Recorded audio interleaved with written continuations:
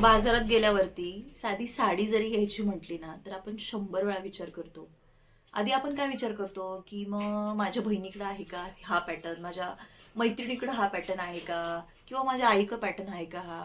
हे सगळं डोक्यामध्ये घेऊन मग आपण साडीच्या दुकानात जातो, बरोबर. मग तिकडे त्या माणसांचं जे काही कामावरती आहेत दुकानामध्ये त्यांचं आपण डोकं खातो. नवीन पॅटर्न दाखवा, नवीन डिझाईन दाखवा, हा पॅटर्न तो पॅटर्न. 1760 आपण साड्या बघतो, बरोबर. किंवा आपण काय करतो, व्हिडिओ कॉल करतो किंवा फोन करतो, विचारपूस करतो. बापरे, मला तर असं वाटतं बऱ्याच वेळा जे साडीचे गोडाऊन आहेत ना त्याच्यामध्ये माणसंच असतात बघा, जेंट्सच असतात. मेल फिमेल, सॉरी फिमेल नसतात बघा साडी दाखवायला, शक्यतो माणसंच असतात. कारण मला असं वाटतं त्यांच्याकडे भरपूर सारे पेशन्स आहेत एवढ्या सगळ्या बायकांची चॉईस, एवढ्या सगळ्यांना हँडल करायचं, बरोबर ना. चला, हा भाग झाला साडीचा. संक्रांतीबद्दल तुम्ही तर विचार केलाच असेल, कोणती साडी घ्यायची, कोणतं पॅटर्न घ्यायचं. हे सगळं झालं आपल्या वैयक्तिक. परंतु तुम्हाला एक हेल्थ इन्शुरन्स घेणं तितकंच महत्त्वाचं आहे मैत्रिणींनो.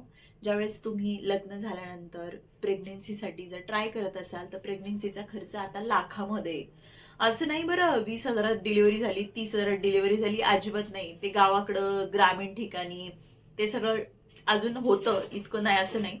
पण साध्या शहरामध्ये जर तुम्हाला डिलेव्हरी करून घ्यायची असेल एक चांगल्या स्टँडर्ड हॉस्पिटलमध्ये जिथे सगळ्या फॅसिलिटीज आहेत, त्यामध्ये तुम्हाला कमीत कमी 1,20,000 ते 1,50,000पर्यंत तुम्हाला आरामात खर्च येणार आहे. मग एवढा सगळा खर्च तुम्ही सगळा तुमच्या आईवडिलांकडून वसूल करणार का?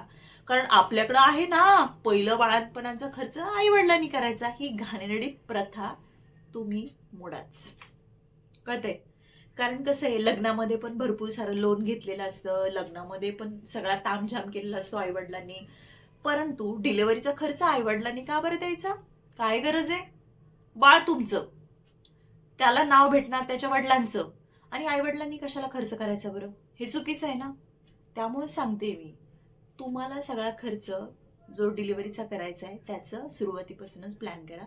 म्हणून म्हणते, बाजारात येणारे जे काही हेल्थ इन्शुरन्सचे प्लॅन आहेत त्याच्यामध्ये खूप सारे बेनिफिट्स आहेत.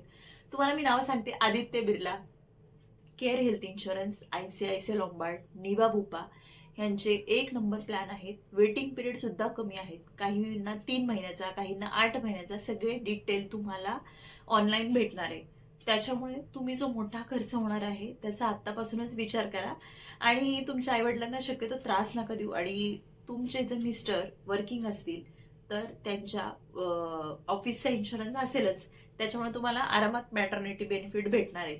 परंतु जॉब स्विच होतो, तुम्ही दुसरीकडे शिफ्ट होता, आणि मग एवढा मोठा खर्च सगळा तुम्हाला करायचा आहे म्हणल्यावर आधी प्लॅनिंग तर करायलाच पाहिजे. 3 महिन्यापासून सोनोग्राफी सुरुवात होते.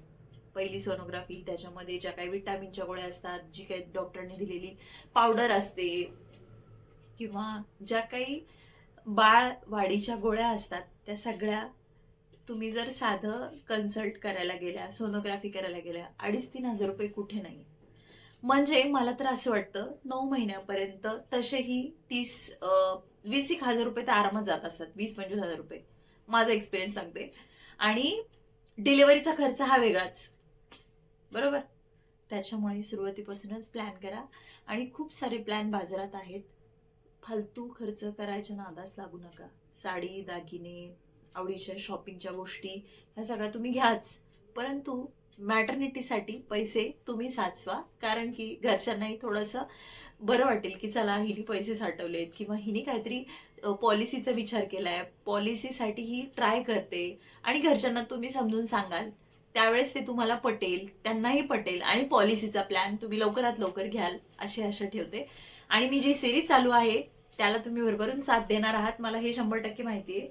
लवकरच त्याचा दुसरा जे काही चॅप्टर चालू आहे ते डेली तुम्हाला मी देणार आहेत. त्यामुळं तुम्ही मला भरभरून सपोर्ट करा. माझ्या ज्या काही हेल्थ इन्शुरन्स एक्सपिरियन्समधून मी तुम्हाला माझे बेसिक गोष्टी सांगणार आहे. मी काही डॉक्टर वगैरे नाही, परंतु माझा अनुभव, माझा जो काही 10 वर्षाचा हॉस्पिटल लाईनमध्ये असलेला अनुभव, त्याच्यामुळे मी तुम्हाला सांगते. डेली मला भरपूर सारे पेशंट बघायला मिळतात, त्यांचे खूप सारे कॉम्प्लिकेशन असतात.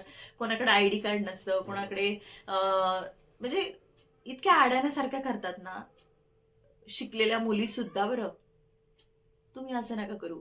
म्हणून हा खास व्हिडिओ तुमच्यासाठी, आणि लवकरात लवकर तुम्ही छान असा प्लॅन घेऊन टाका, कारण तुम्हाला लवकरच चान्स घ्यायचा आहे, बरोबर?